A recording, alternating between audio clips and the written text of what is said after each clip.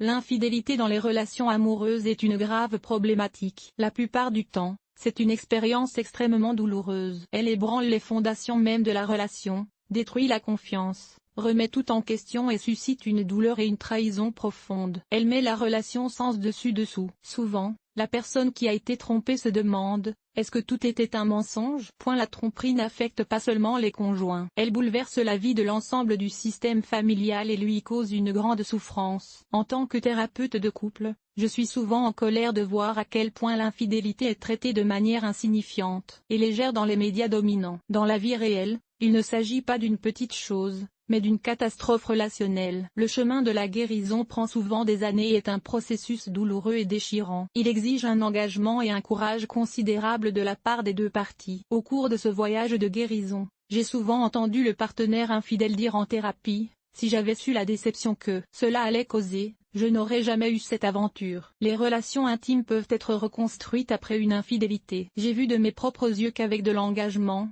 de la patience et de l'honnêteté, un lien encore plus fort peut être forgé. Toutefois, certaines conditions doivent être mises en place. On ne se remet pas d'une aventure extra-conjugale en la repoussant, en évitant d'en parler et en feignant qu'elle n'a jamais eu lieu. Avant de venir en thérapie de couple, beaucoup de mes clients ont essayé cette voie, pour se rendre compte que la méfiance et le rejet empirent, et rendent l'intimité émotionnelle et sexuelle impossible. La plupart du temps, avant que l'infidélité ne se produise, la relation était déjà fragile. Il est important d'explorer comment les deux partenaires ont contribué à la souffrance de leur relation avant que la liaison ne se produise. Une fois qu'ils ont compris cela, ils peuvent construire une nouvelle relation plus solide. Cela ne veut pas dire que cet éclairage excuse les actions du partenaire infidèle. Il est toujours pleinement responsable de ses actes. Peu importe ce qui les rendait malheureux dans leur relation, ils ont choisi de se tourner vers l'extérieur, au lieu de régler leur insatisfaction au sein de leur relation. La partie délicate de la reconstruction d'une relation après une infidélité est que le partenaire infidèle doit aussi devenir le guérisseur. Il doit accepter de tolérer sa propre honte et sa propre douleur et faire face à la détresse émotionnelle qu'il a causée au partenaire, blessé par sa mauvaise décision. Répondre aux questions souvent très approfondies de son partenaire sur les détails de la relation avec le troisième parti. Des recherches ont montré que les couples ont plus de chances de se rétablir si le partenaire trompeur est prêt à répondre à ces questions difficile. Le fait de ne pas répondre aux questions perpétue le manque de transparence et d'honnêteté, ce qui compromet l'instauration de la confiance. Pour la plupart des personnes qui ont été trompées, le fait qu'on leur ait menti est l'un des aspects les plus difficiles à gérer. Une relation intime ne peut se construire qu'avec une honnêteté inconditionnelle. D'après mon expérience de thérapeute de couple,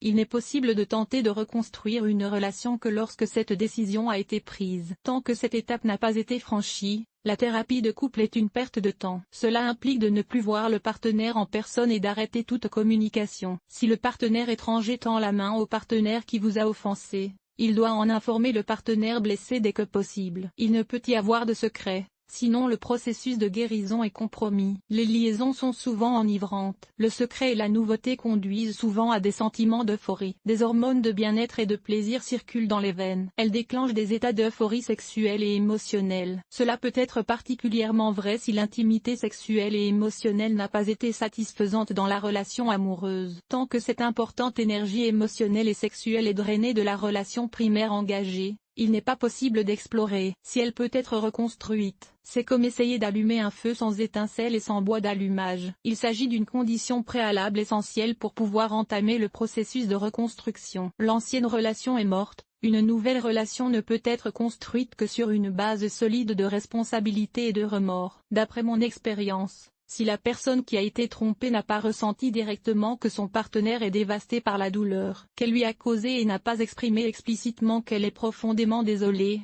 le chemin de la guérison est bloqué. Cela peut être particulièrement difficile à exprimer pour le partenaire infidèle, car cela signifie qu'il doit faire face à sa honte et à la dévastation de son partenaire. Il doit s'avouer l'ampleur de la destruction que ses actes ont causée.